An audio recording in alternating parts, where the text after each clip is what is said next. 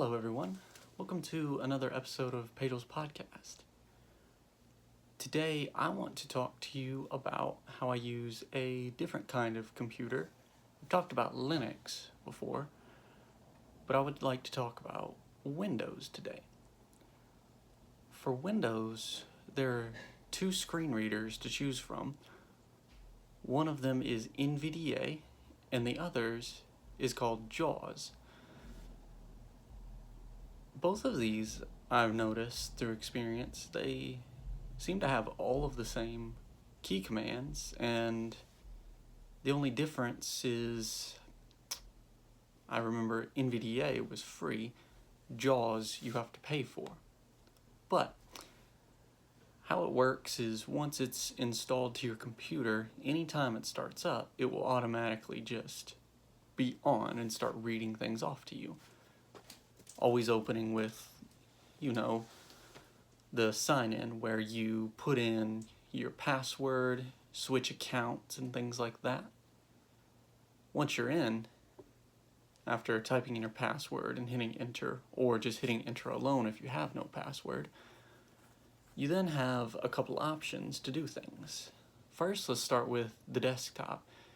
If you have a couple of things on the desktop that you already know, let's say I've got Google and something else like Gmail on the desktop. Well, I have two options. I can either arrow around to find each one, or I can just hit the first letter of that. Well, I want Gmail, and I don't want to have to arrow around everywhere, so I just hit G. It'll say Gmail, and then I can hit enter to open it up. And that is the desktop access. However, if there are more applications, because obviously you don't want every single application from your computer on your desktop, you can also just hit the Windows key and start typing in the name of that.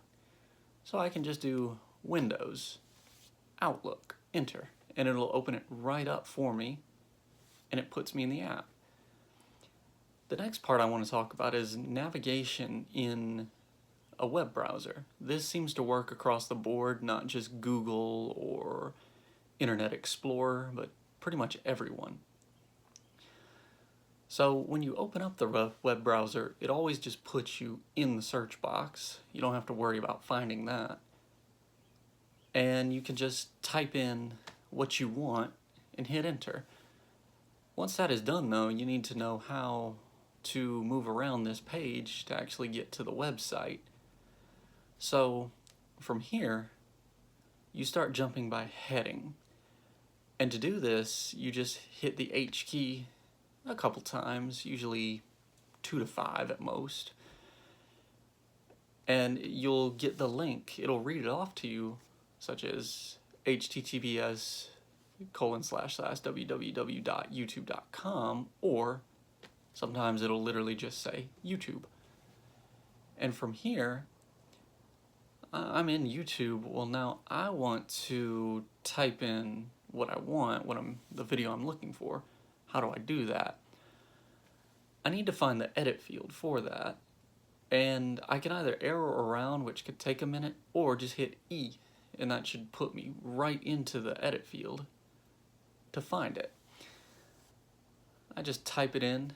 I just want a song, maybe Spooky. Enter. As soon as that's done loading up, I can then jump by heading to find it, or I would jump by heading to find that, hit enter, and from this, the video just opens up and starts playing.